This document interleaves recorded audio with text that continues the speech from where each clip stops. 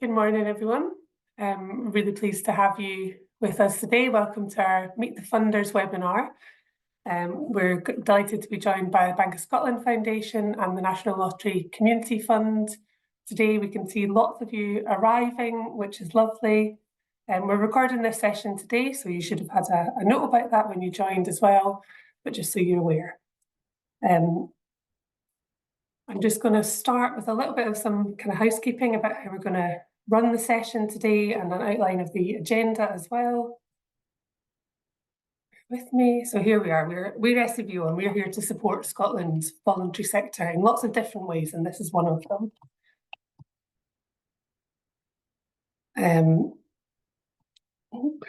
Excuse me. So this is what we're going to be doing today. We're going to be working through meeting our funders. So I'll start with a bit of housekeeping. I'll then hand you over to my colleague Christy, who is going to talk you through some of Funding Scotland support and some of the other support we offer here at SCVO. We've been really delighted to have so many of you sign up today, but it means we do have nearly 500 of you joining us today, or signed up at the very least. So that means we're running today's session as a webinar. So that means you'll notice that you don't have your video on. That's fine, but please do say hi in the chat and let us know who you are, where you're coming from, what your biggest funding challenges and successes are at the moment. What we would ask you to do is to use the Q&A to ask questions. That'll make sure that we have a good chance of seeing them. We do think it might be a bit busy because there's lots of you here today. So what we're going to do is we'll try and get to as many questions as we can. You also should be able to see the questions, and you can upvote questions that you'd like to see answered too. So that'll help us understand what are the key questions for those of you joining us today. So please do keep an eye on the Q&A, ask your own questions, and let us know which ones you'd really like us to answer. This webinar is just one of the ways that SCVO supports the sector around funding. Oh, my colleague's sharing the slides for me there. Oh, I'll do it, Chris, thank you. So we offer lots of different kinds of support. Funding Scotland, that you're going to hear a little bit more about. We've got a new guide to finding funding as well. We share our top tips for things like writing applications. We're also a grant maker as well, which some of you might know, some of you might not. So we offer a grant making platform and also give grants ourselves, which gives us some really good insight into what that process is like for people.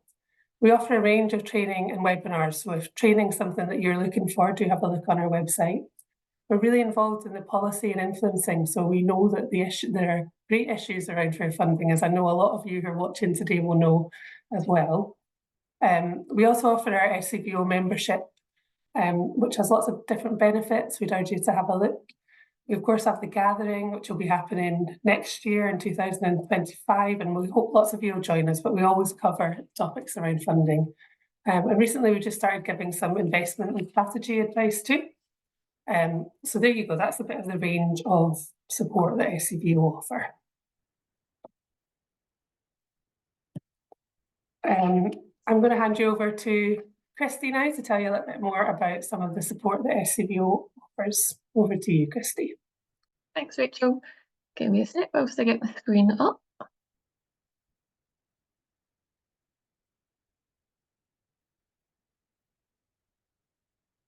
Okay, so hello, as Rachel said, I'm Christy. I am part of the information team at SCVO, where I manage our Funding Scotland service. I'm not going to take up too much time because I know that you're all itching to hear from our two funders and ask all of your questions. So I'm just going to very briefly tell you about a couple of the ways that SCVO can support you with your funding, which are Funding Scotland and our new funding guide. So firstly, for those of you that haven't used it before, what is Funding Scotland? Oh, actually, sorry, Rachel, you're going to do a poll, is that right? I'm jumping ahead of myself. I'll pass back to Rachel for the poll. There you go. So we're just interested to hear about whether you've used Funding Scotland before. You should see a poll there up in front of you. You can do that while Christy's talking you through the support. Yeah, for those of you that haven't used it, you might not know what Funding Scotland is. So I'm just going to do a brief introduction. So what is Funding Scotland? It is a free online database of funding opportunities that are available to groups who are working in Scotland. It's got around 1,000 funds listed, including trusts, lottery funds, community benefit funds, statutory funding and loans. And we've designed the website to be as easy to use as possible, with a range of filters, various options to help you identify the most relevant funds for your group.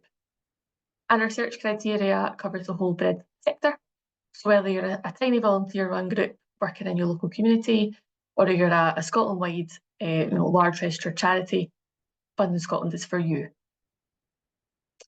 We've tried to provide information that makes the job of narrowing down your options much quicker and easier. So within a fund record, you'll find a summary of the fund, details on who's eligible to apply, any upcoming deadlines or funding rounds, information on how to actually apply. So you won't submit your application through Funding Scotland, but you'll also find contact details for the funder so that you can do your own research and contact them directly. We've designed Funding Scotland to be a starting point when you're looking for funding. And this slide here has a few of the ways that you can go and do some more research once you've identified a potential fund. Within Funding Scotland, we have links to all of these places from within a funding record, so that it's really easy to find out more. So everything I've mentioned up till now is available for everyone. You don't need to sign into the website or log in to be able to use it. However, if you are an SCBO member or a supporter, you can access Funding Scotland Premium. On the left there are the features that all users get access to. So the main fund information, the ability to search and filter the results, and there's a weekly news bulletin. SCBO members and supporters get access to all of those standard features, plus some additional tools, which I've listed on the right there. So the kind of main ones would be the ability to save your frequent searches. You can create lists of funds.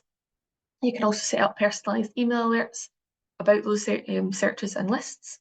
You can add some notes to funds, and there's also a few extra bits of information available. For those of you that are already SCBO members, you can log in using your SCBO user account, and you'll automatically have access to all of those. If you're not already a member, membership is free for organisations with an annual income of under £100,000. And as well as Funding Scotland Premium, you'll get access to all of our wider benefits. If you're interested in joining us, you can head to our website to take a wee look. And the final thing I wanted to mention before we move over to our funders is our new guide to finding funding, which you can find on our website. It covers key steps to consider if you're thinking about funding, including application tips, developing a fundraising plan, and other ways of kind of bringing in fundraising for your group. So please do take a look if you're kind of interested in that and you're looking for a bit of a guide. That's my section over. The link to get to Funding Scotland is just funding.scot. And if you have any questions, the best email to reach me on is fundingscotland@scbo.scot. I'll share those links in the chat if they've not been put in already, and I'll pass back over to Rachel. Thank you very much. Thank you very much, Kirsty. I hope those of you who are familiar with Funding Scotland have maybe picked up a few extra features you didn't know about. And the rest of you who are not so familiar with it will go and have a look, because there really are a lot of different funding opportunities for you there. And I'm really pleased to welcome Gillian and Leona from the Bank of Scotland Foundation. So I will hand over to you and then we'll have a Q&A. As I said, please do stick your questions in the Q&A section as we go, and then we'll be able to ask them live to Gillian and Leona. Thank you. Thank you very much. Thanks for the opportunity to the SCBO, first of all, and thanks to the hundreds of charities who've joined us this morning. I was absolutely thrilled to think that, 500 people had just turned up to hear about the foundation, and then it was pointed out that the National Lottery are here as well, which may have something to do with it, but I'm looking forward to hearing from Emily later on. So I'm Gillian Bailey, the Chief Executive of the Foundation, and I'm joined by Leona, one of our grants managers. We've also got Zoe Redhead joining us. She's our Communities and Communications Manager, and she's going to try to do her best to actually answer questions as they crop up during my presentation. So please do put your questions up, but otherwise we'll get started. So, the Bank of Scotland Foundation, we've been around for almost 14 years. We started with a team of 1 and an income of 1 million back in 2010. And now our income from our sole funder, Lloyds Banking Group, is a staggering £7 million this year. And we've now got a team of 5, a small team of 5, responsible for ensuring the effective distribution of the £7 million across Scotland. And we do that through grants programmes and a match giving programme for the group's colleagues in Scotland. I think a lot of people think our team is bigger than just 5. I think the enormity of the Bank of Scotland brand leads people to believe that, but we are a small team, very proud professional team, and it's a real privilege to lead that team. So of the 2,600 charities we've supported over the last 14 years, many of them are working in areas of real high deprivation across Scotland. We've supported charities dealing with things like debt management, food poverty, poor mental health, family breakdown, addiction, unemployment, homelessness, right across the spectrum of social exclusion and disadvantage. That was the key focus of our funding strategy from 2019 to 2023, social exclusion and disadvantage. And before we move on to our grants programmes, I'll let you know a little bit more about our new strategy to give you context behind the programmes. So, our new strategy, Building a Brighter Future for Scotland. We've got 4 key aims. We're developing our funding model, we're broadening out our strategic support, and we're looking to champion the small charities that we fund and the work that we do. So as a result, we're offering more multi-year funding and more unrestricted funding. This will enable charities to use the funds in the way that helps them best. We're also going to offer more strategic support for the charities that we fund, collaborating with Lloyds Banking Group, and we want to engage hundreds of colleagues in our programmes. Lastly, we also want to amplify the voice of small charities and play a more active role as a leading funder in Scotland. So, a key shift for us is to focus on small charities supporting vulnerable people, much narrower than the previous focus of social exclusion and disadvantage. Many people across Scotland are vulnerable, as you know, impacted by social factors, economic factors, geographic location, or physical circumstances. Listed here are just 8 examples on this slide of what vulnerability might look like, but there are, of course, many other types of vulnerability as well. The key takeaway here is that all charities applying to our grants programmes will be required to demonstrate that they put vulnerable people at the heart of everything that they do. So, 3 grants programmes this year. I'll talk you through each programme, the eligibility criteria, and a little bit about each programme, and then I'll talk you through our application process itself.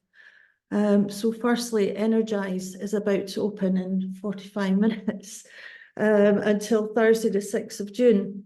So this programme is offering charities £20,000 of unrestricted funding, 10k per annum over 2 years. To be eligible, charities must have an income of £150,000 or less, and they must have a minimum of 1 year's accounts lodged at Oscar. So what's it all about? This is a programme for small and local charities who are alive to the real issues on the ground. Note that only 1 year's of accounts are required for this programme. We recognise that there's lots of new charities out there identifying emerging issues and trends in their locality that are perhaps unique to their area. And with small amounts of income, they can be really struggling to get off the ground. So we're aiming to boost these newer charities, energise them with multi-year funding. But this is, of course, available to more established charities as well. Next is Enable. This is opening in a few months. This is a real unique collaboration with Lloyds Banking Group, where we're pairing our funding with colleague volunteering. So here, through this programme, we have up to £90,000 available to charities over 3 years to support volunteering. So why volunteering? We know from research such as that the SCVO have done that the top challenges for charities over the last few years have changed. So alongside the more typical challenges of rising core costs, cash flow constraints, we're now also seeing challenges such as volunteer shortages, skill shortages, resource shortages, and that is where this programme is designed to help. So charities can apply for unrestricted funding towards volunteering costs. What do we mean by volunteering costs? If, for example, you were applying for £60,000, £20,000 per annum, you might give us an indication that your volunteering costs would be the volunteer manager's salary, volunteer transport costs, volunteer training, induction, insurance, advertising, recruitment for volunteers, all that type of thing. But again, this is restricted funding for volunteering, but within that bracket, it's unrestricted to use it for whatever volunteering costs you deem are most relevant for your organisation. So if the charities are successful to get funding, then using the passion and enthusiasm of the group's colleagues, we're then engaging these colleagues in volunteering with your charity. So this isn't us prescriptive, this is very much charity-led. You tell us what you need volunteers for, and we'll do our best to help. This could be volunteers to deliver interview skills workshops. It could be volunteers to run a food bank, volunteers to help build a sensory garden. It can be skills-based volunteering or practical volunteering. The message is that we're here to help. We did run a smaller version of this programme about 10 years ago where around 10 charities shared £100,000, and at that time we were actually able to get 300 colleagues out volunteering across Scotland, supporting the successful charities, and the feedback from these colleagues and charities was super, and we're really hopeful of the same this time. Lastly, Empower. Unfortunately, this is just recently closed, but it will reopen again in 2025. This programme offers transformational amounts of funding, and again, the power of the group is behind this, where we will work with the successful charities to identify areas where the group might be able to provide strategic support. We'll be announcing the first beneficiaries of this programme in the next week or so, and we're delighted to say that around 14 charities are benefiting from that. So that's our programmes. All of the detail for all of our programmes is on our website, but let's get down to the nitty-gritty, the basics of applying to us. As we've talked about, your charity must support vulnerable people. You must be registered with OSCAR. Why do people ask us? A registered charity must have exclusively charitable purposes. Some organisations who aren't registered charities carry out a range of activities, whereas many of them aren't charitable. So we like to know that charities are activities that have been monitored by OSCAR and that they do have charitable purposes. It shows accountability, transparency, and helps us build trust. Your records also need to be up to date with OSCAR. If you're currently shown as overdue accounts, get that rectified before you apply. We wouldn't be able to accept an application. You must also carry out activities yourself as a charity. Some charities indicate that their sole purpose is to make grants to other organisations, but we want to know that it's you that's doing the good work and not lose control of where our funding is going. And then lastly, the closing date and time is just that there is no leeway, no flexibility. We talked about our small team, and we do have to be able to manage the process fairly for charities. So 12 noon on Thursday, the 6th of June is the closing date for Energize. So with every application, we require just 3 documents to be submitted. We need your latest accounts. Again, check in with OSCAR. OSCAR is your friend. Your latest accounts as checked by OSCAR are the most recent green accounts. So for example, in the slide here, that would be April 2023. We also require a copy of your constitution or your governing document. We know you're registered with OSCAR, but we also need to know that you've got a good framework in place for your charity's governance. And then lastly, we need an A4 page. I'll talk about the A4 page before we draw to a close. This is important. We've got a light touch application process. All we need is basic contact details, the 3 documents highlighted, the third one being the A4 page, a maximum of 500 words telling us these 4 areas: the purpose of your charity, the activities of your charity and the difference it makes, how you put vulnerable people at the heart of everything you do, and what unrestricted funding will help you to do. What makes a strong application? What makes a weak application? I've got a couple of examples here that I'll quickly skip through just to give you an indication of the types of information that make a strong application.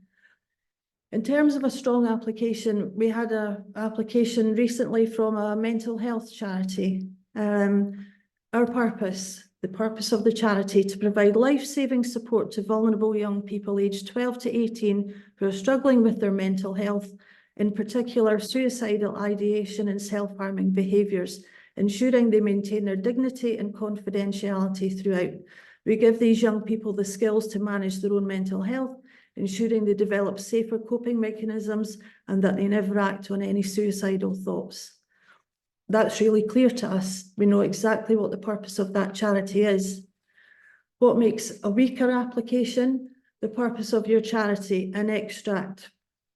The purpose of our charity can be found on Oscar. Our purpose is the relief of those in need by reason of age, ill health, disability, financial hardship.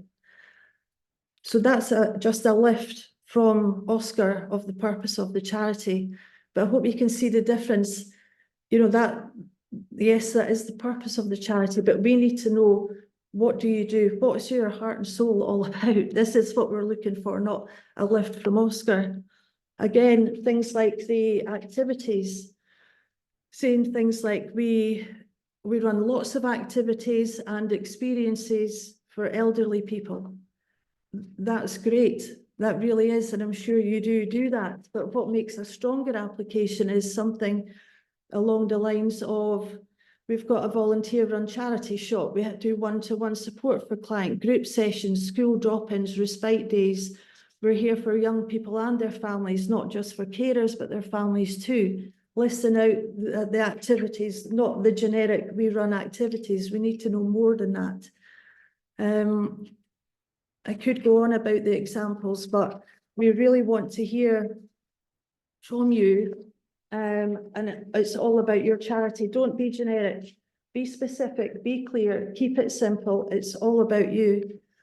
On the plus side, the charity that I gave as the weak example, they did call to ask for a feedback call with us. And oh my goodness, what a day to be alive, because we were able to go through that application with them and tell them where they'd gone wrong, how they could improve. It was a tailored feedback session, 15 minutes, and the feedback that we got about the feedback call was super in itself. Thanks to Leona and the team. Lastly, I've got a little bit about our process there, just in terms of us being open and transparent as well.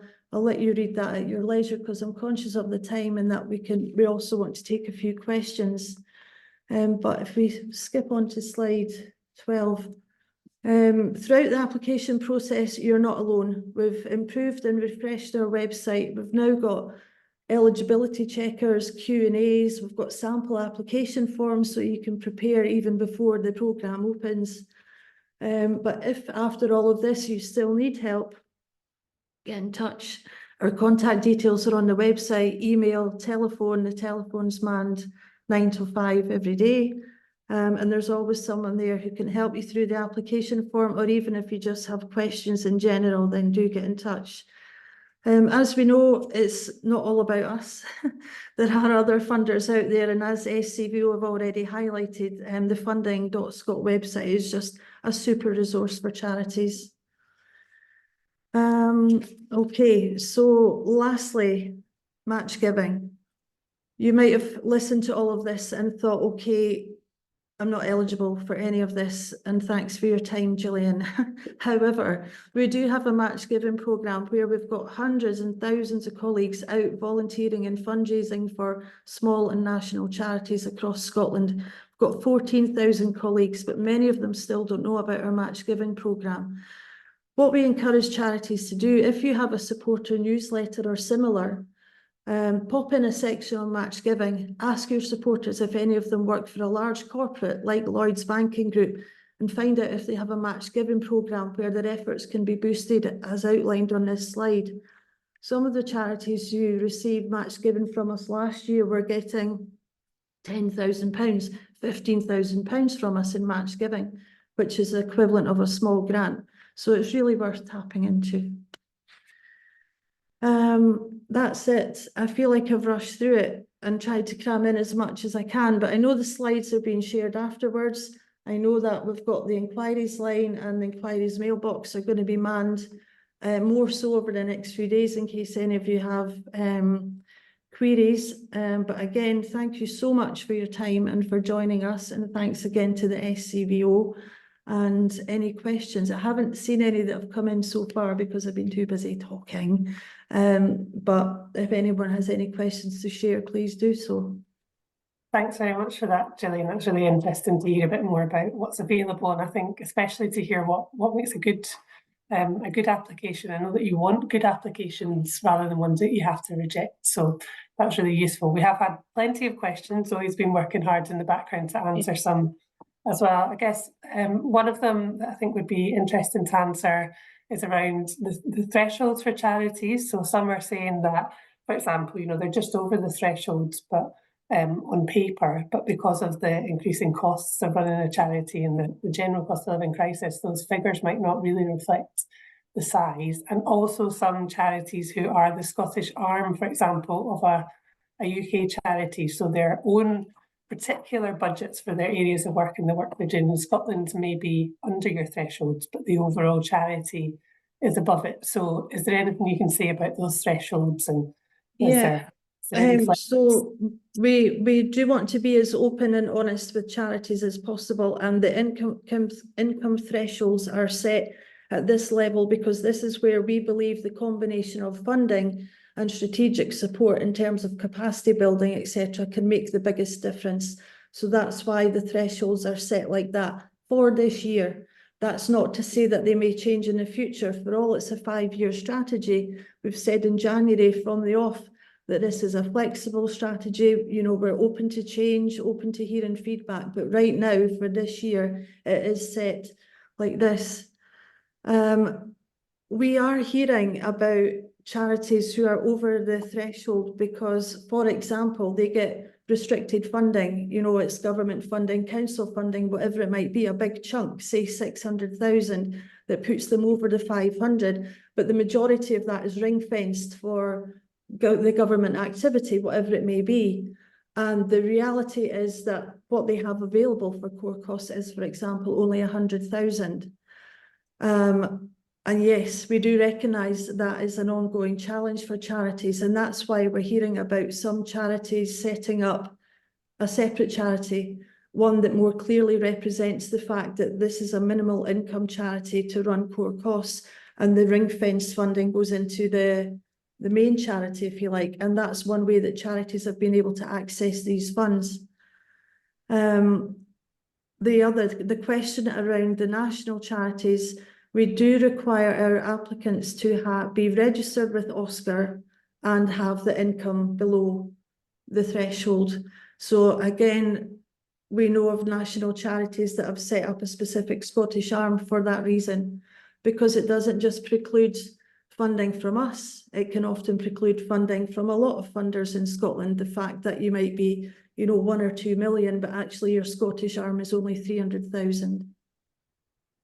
Thank you. That's really, really useful, and I know it's not an easy issue to solve through one fund. And we've had a few questions on this theme around, people who've had grant funding for particular building repairs, things like that this year. So they'll maybe just need to have a good look at the criteria and contact you for any questions. Would that be? Yeah, absolutely. Yeah. Great. Another kind of technical question we've had from a few people is around the account. So we have a few organisations who might be interested in applying, but their accounts won't be ready until after the application window. So what can those organisations do to still potentially be able to apply? So this is we require your latest set of accounts as checked on Oscar. So if that latest set of accounts is, 11 months ago and not showing as overdue, and that is your latest set of accounts, then that's the set of accounts that we're looking for. So we're not asking people to rush through new accounts to make them their latest. We accept accounts as listed on Oscar, the last green that I talked about. As long as it's green and not showing as red overdue, then we ask for your latest accounts as checked on Oscar. So, type in your charity number into Oscar, it'll bring it up, scroll down the page a bit, and you get to the section on annual income and accounts. And it's quite clear there what your latest set of accounts are that have been lodged and checked by Oscar. And it's that set that we want. What about anyone who's a new charitable organisation? Are they eligible to apply, particularly if they might have accounts from previous legal structures? No, we go by the registered charity number on Oscar and the latest set of accounts there. If there are no accounts, then that charity would be too new for us. We did previously always ask for 3 years of accounts, but we've listened to feedback from charities, and I mentioned about new charities, emerging trends, emerging issues. So for Energize in particular, we've reduced that to 1 year of accounts, which that's for the first time in our 14 years that we've ever taken that step. So we're looking forward to some applications from new charities. Great, thank you. And then we had a question about some of your previous funds, where you had the 14 Empower successful candidates, and people wondering a little bit about, well, how many was that out of? What kind of chance might people have for success if they're going to apply? Yeah, funds. We had hundreds, yeah, a lot. However, sadly, many within that were on the weak side that I talked about. And I think that this is a reflection on how difficult things are for charities right now, and sending in applications that aren't tailored for us. They talk in generic terms. It's copying and pasting from Oscar, things like that. So sadly, a number of these charities didn't even make it, to the final stage. We also had a few charities that were ineligible, way over the income bracket, but we've amended that for Energize so that when charities are asked to input their income, and if it's over the 150, they simply won't be able to apply, because we're really keen that charities aren't spending time on applications that are never going to get anywhere. So we did get hundreds. Sadly, not many of them were high quality, but going forward on our website, we want to highlight common reasons for being unsuccessful, to try and give charities a better chance. Great, thank you. And I think that's a tip we would give to people as well about, really trying to be specific to the fund you're applying for, but whilst also knowing the amount of work that fundraisers do and how tricky that can be when you're really trying to get the funds that you need in. I think just in terms of time, I've probably got time for one last question for you. So there's been a few questions about the kind of definition of vulnerability and how I suppose people might show you that the groups that they're working with meet that vulnerable definition. So do you have any advice about what you might be looking for? What applications would you be really pleased to see coming in for this round of funding? We're not prescriptive at all. We're very charity-led. There are probably vulnerabilities in Scotland that we don't even know about. So we're looking for charities to explain to us, this is a group of vulnerable people, here's the vulnerabilities that they're experiencing, here's the activities we do to support them, and here's the outputs, the impacts, the real difference that we make on their lives. I gave some examples of vulnerability. There are other examples on our website. We do encourage charities, if you are unsure if your charity is supporting vulnerable people, pick up the phone, drop us an email. And we have had charities do that so far. And I'm pleased to say that we haven't had to say to charities, no, you're not vulnerable. They're all very good at demonstrating exactly how they're dealing with vulnerable people. But no, we're not prescriptive at all. that, you know, we're not looking for a particular area for charities to get in touch. Vulnerable people is very broad, and it's deliberately broad to enable a lot of charities to apply. Thank you. Well, thank you so much for your time, Gillian and Leona. Good luck with your opening today, just to make your day even busier. Please do stick around, and if there's anything that you want to contribute to in the Q&A or chat, you might have time to have a look now. But thanks very much for coming to present. I hope all of you watching have found that really useful too. Now, I'm really pleased to hand you over to Emily Robertson, who's a funding manager at the National Lottery Community Fund. So over to you, Emily. Same again for you. If you want to put questions in, we'll keep an eye on them, and then we'll come back to you, Emily, with questions at the end. Over to you. Thank you, Rachel, and thank you, Gillian and Leona. It was really good to hear about your funding, and particularly that you can offer unrestricted funding as well. So thanks very much for telling us about that. I'm just going to try and share my slides now. Just bear with me one moment. Okay. Is that showing it in the full slides, or has it got the other slides down the side? That's good. Yeah, all good. Fine like that. Okay, thank you. So my name's Emily Robertson, and I'm the funding manager at the National Lottery Community Fund. So today I'll tell you a wee bit about ourselves and the funding that we currently have available.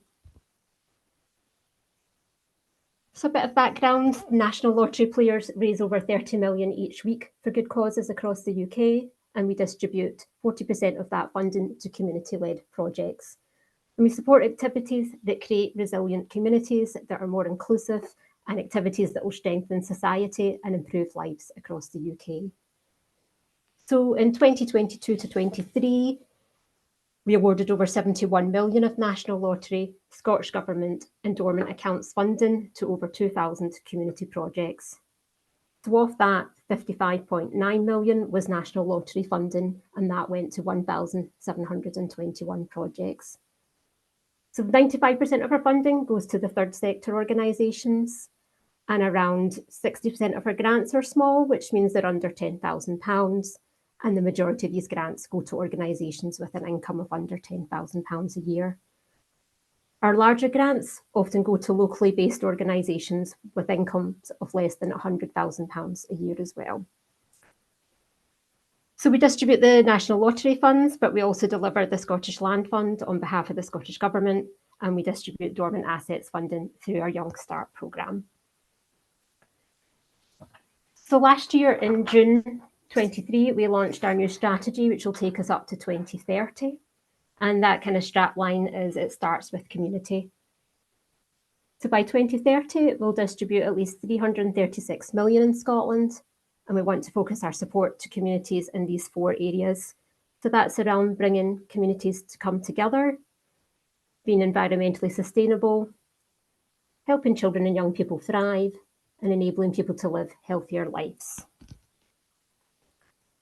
So one of the first things that we did in line with the new strategy was made some changes to our Awards for All Scotland programme. And from November last year, we were able to increase the amount that we offered before, which was £10,000 up to £20,000. And we changed it from a period of 1 year to up to 2 years. Just important to note that sports and arts projects can still only apply for up to 10,000, and that is over a 1 year period.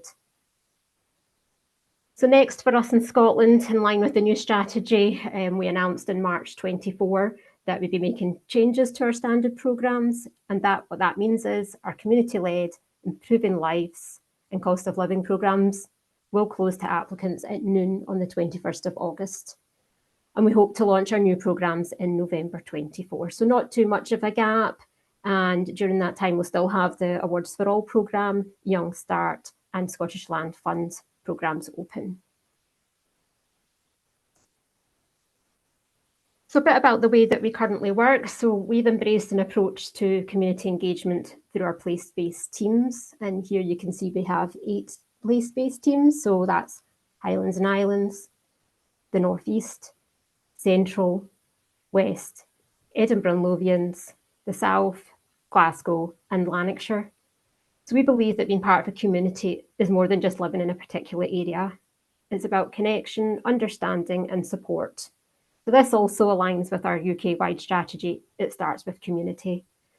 And this reaffirms our commitment to place-based working and our local relational approach to funding. By empowering local teams with autonomy and resources, we aim to make funding decisions which are informed by the experience of people living in those communities. And so what that means is when you inquire, you'll be assigned a funding officer from one of the place teams who'll be able to offer advice, support and feedback throughout the application process and during your project if you're successful in your application. The funding officer will also have an understanding of which other organisations run in your area and can put you in touch with those who do similar work to you or those that you might be able to learn from and collaborate with. Where possible, you will speak to the same person at inquiry, assessment and grant management stage, and this means that your funding officer will be able to build a relationship with your organisation. So we can also look at projects that are Scotland-wide or delivered across more than one area on a case-by-case basis, although our priority is to fund projects that are more locally and community-based. So I suppose two main takeaways from today are that we fund all sorts of work, so you'll hear a bit more about our programme shortly, and we can fund a whole variety of projects and services. And then the second thing to take away today is that we don't bite and that we are here to chat and to talk about your ideas. We want to hear from you. There's no question, there's no silly question, and we want to kind of give you the best advice that we can. So our most popular programme is National Lottery Awards for All Scotland. It's a relatively quick and easy way to apply for funding for £300 up to £20,000. And we do work in partnership with Sports Scotland and Creative Scotland to deliver this fund. As I previously mentioned, we can support projects for up to 2 years. It's quite a broad programme, and we do have 5 different activities, and we're looking to fund one of those. And they're around bringing people together to build strong relationships in and across communities, helping to improve places and spaces that matter to your community, helping more people to reach their potential by supporting them at the earliest possible stage. We're supporting people, communities and organisations who are facing more demands and challenges because of the cost of living crisis. So as I said, it's quite broad, and we can fund community activities, we can fund one-off events, we can fund equipment such as laptops or iPads, and we can help with promotion and marketing, and we can look at startup costs if you're just a new organisation. Awards for All operates on a rolling basis throughout the year, and applications can be made directly through our website. As I kind of pointed out before, for sports and arts projects, this because we work, the funding comes from Sports Scotland and from Creative Scotland. Unfortunately, the amount you can apply for is up to 10,000, and it's still only supporting projects for up to 1 year. And just one other thing to note is that you can only hold one National Lottery Awards for All grant at a time. So you couldn't apply again if you currently hold one. You'd need to wait till the project had been finished and completed before you could apply again. Looking at our larger funds, they broadly fall into 2 categories, and they are themes that we're looking to fund or projects that are very much generated by and for the local community. So under themes, we have our Improving Lives, Cost of Living and Young Start programmes, and then under local community, we have Community-Led and Scottish Land Fund. So for Improving Lives, this is funding for up to £200,000 over 3 years. And we're looking to fund activity that means people are better able to identify ways to take control over their lives and build resilience, are able to shape the activities and services that they use to better meet their needs, and have more access to support and opportunities to improve their lives. And then they were looking to do that through the following themes, which is around working with children, young people and families in challenging circumstances, tackling loss, isolation and loneliness, projects and services that help those who have survived abuse, people that are experiencing discrimination and or work to challenge discrimination, and people facing financial hardship. So we do have a dedicated programme, which is the Cost of Living Support Fund for those that are experiencing hardship as a result of cost of living pressures. And through this programme, we'd be looking for projects which help people to identify ways to deal with the impact of increased cost of living in their lives.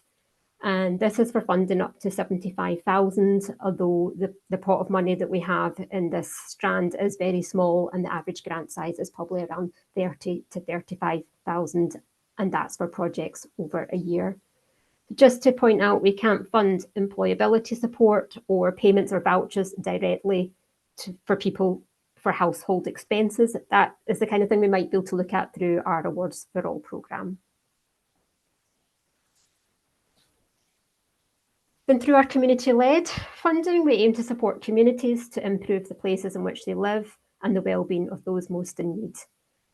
And this is up to £150,000 over 3 years.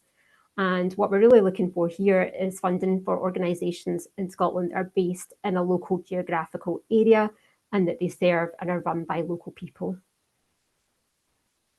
So we're looking for organisations with a written governing document, such as a constitution, that should have a clear social purpose, has open membership so that everybody in the area can get involved, and it is controlled by the local community. So the majority of the people serving on your board or committee should be from the local area and make the decisions.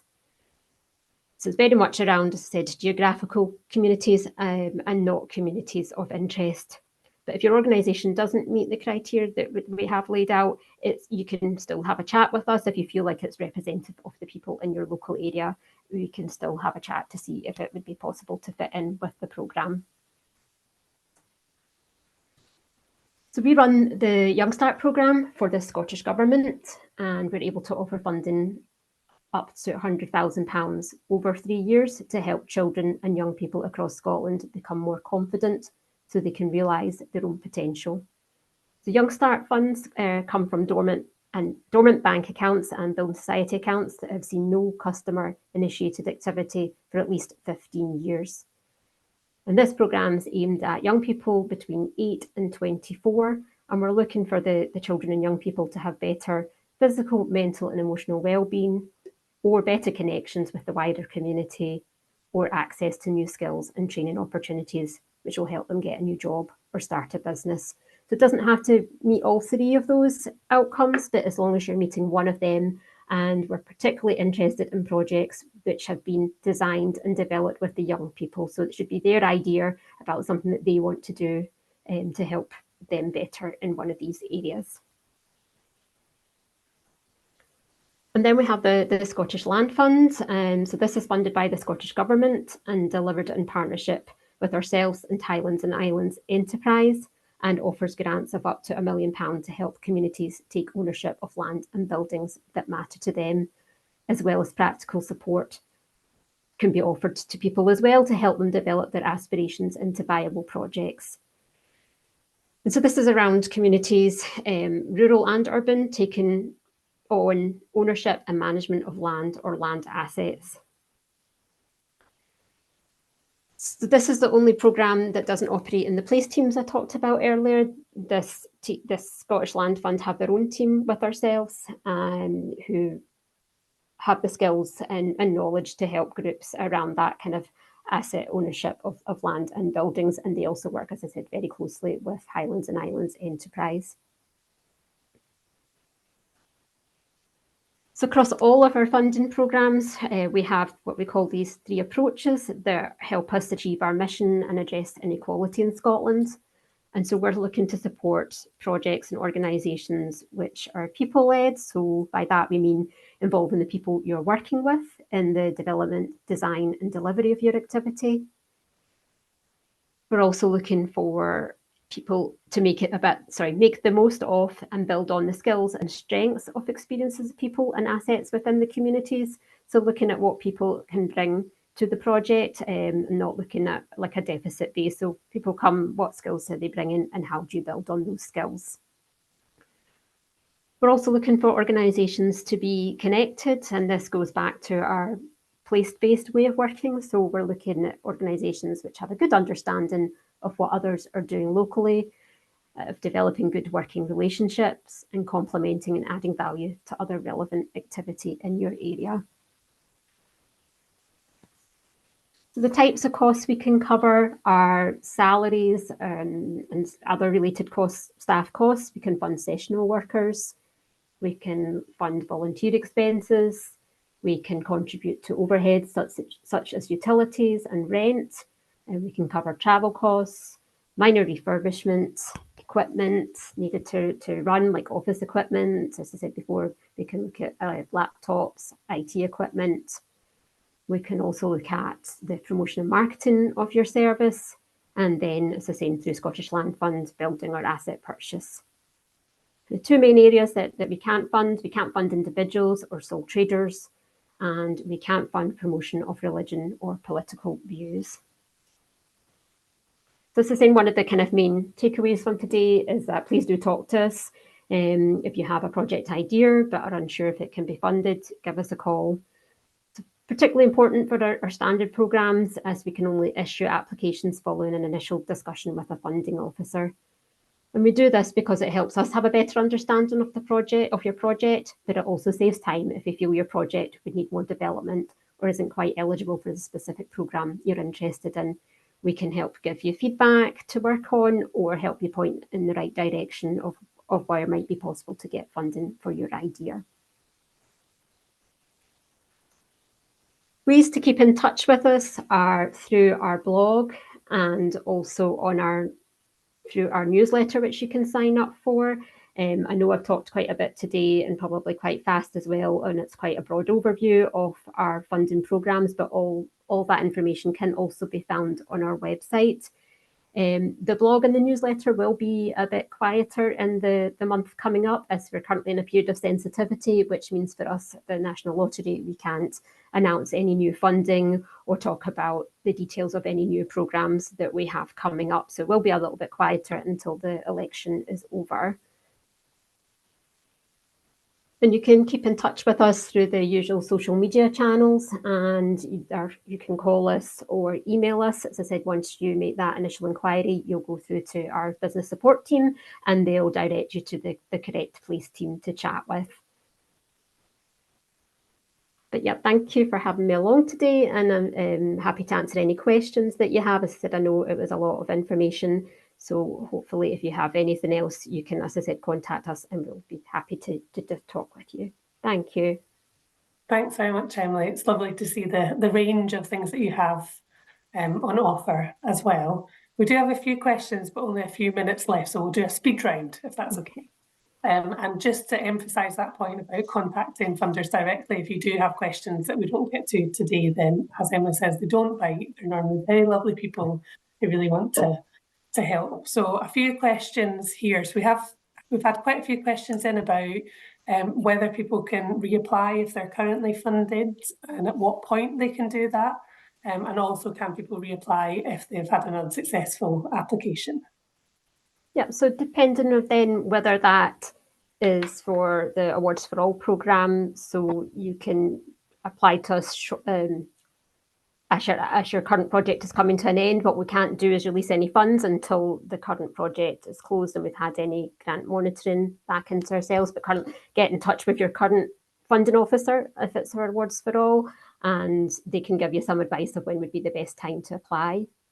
And then with our standard grants, we should have been in contact by now with everybody who has a grant closing up until March 2025, and we've invited them to either apply early to ourselves before the programme closes, or we might be able to offer what we would call an uplift to increase the grant amount to carry them around a bit longer till we see what the new programmes look like.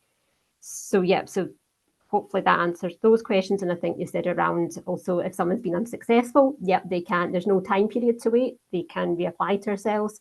But I would say is address any feedback that's been given or have a chat with the funding officer that worked on your application. Hopefully would be clear with the reasons why we weren't able to fund at that stage. And if there was feedback, we'd absolutely be looking for you to address that feedback. So sometimes if there was feedback and you came back within a week, we might be wondering if you had time to kind of look at all that, but certainly there's no timescales of when you have to wait to reapply to us.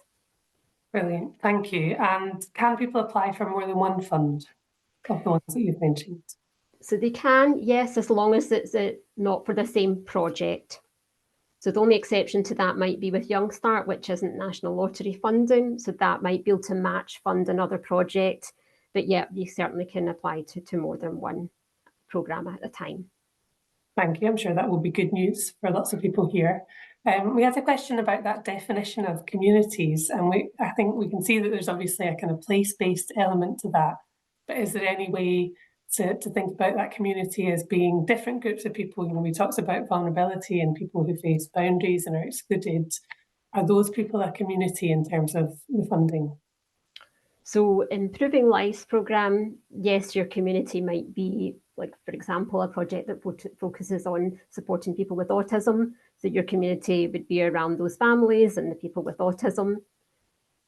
The way it differs is with the community-led programme, where we're very much looking for a defined geographic community and that would be serving that local community. Thank you. And on that, if people kind of straddle two different areas, how should they deal with that in their application? So best to speak to a Sustainable Funding Officer before you apply, and they'll be able to direct you to the best programme, if that would be Improving Lives or if that would be for community-led. Unfortunately, at the moment, I don't have any detail of what the new programmes will look like. They're currently in development, and so it's difficult to say. I would say, and I know that it starts with community as our new focus going forward, and exactly what we'd be looking for in those communities. But yes, we would still very much, I would say, be looking at, as I said, you wouldn't have to all live in one geographical community if you were working with people with disabilities, or perhaps addressing poverty with a group of people that were facing different financial difficulties for various reasons. Great, thank you. And we will share the slides afterwards on the recording as well, so if people want to revisit that and just kind of have another check of those criteria. And just to finish, Emily, I'm going to ask you a massive question and give you about 1 minute to answer it. But what makes a good application? I think that goes back to what Gillian was saying at the Bank of Scotland for us as well. Yeah, be very clear. What is your purpose? What are you hoping to achieve?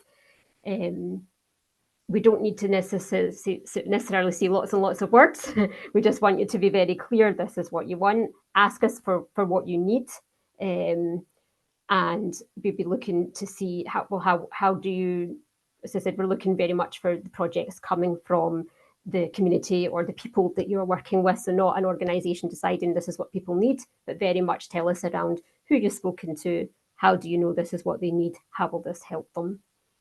We always try and strive to speak to everybody that applies for us. So every standard grant, we will always, once you've submitted your application, we'll have a discussion with you. We strive to do that with the smaller applications as well, with Awards for All. So I would say 99% of the time we will be speaking with you. So it's not for us about having to get everything right on that application. It will be the most important part of that follow-up conversation that we'll have with you. And again, that conversation isn't to catch people out. The conversation is to help people present their project in the best light and to take that forward, to our decision-making panel. Thank you, Emily. Thank you very much for your time and for presenting those useful sources of funding. I really hope quite a lot of people will take you up on it. Thanks also, Gillian and Leona and Zoe, for coming along to answer questions. I know that it's 2 minutes now, so you launch your fund, so that's exciting. And thanks to all of you for coming along today as well. It's been really lovely to have so many people here. It's been a very busy session. We're going to go and see if we can look at all of those questions you've asked and send any helpful links and information afterwards, along with those slides as well. And we're nearly done. I don't want to be the person standing between anyone and their lunch break. So I'll let you go in a couple of minutes, but thanks for coming along. We'll send some feedback form out soon, because we'd really love to hear what else you would like from SCVO in terms of support. Are there other funders that you'd like to meet and ask questions of? Would you like a smaller session in the 10s and not the 100s? But yeah, other than that, thank you very much. Please do have a look at the support we offer at SCVO, and we hope to see you soon at another event.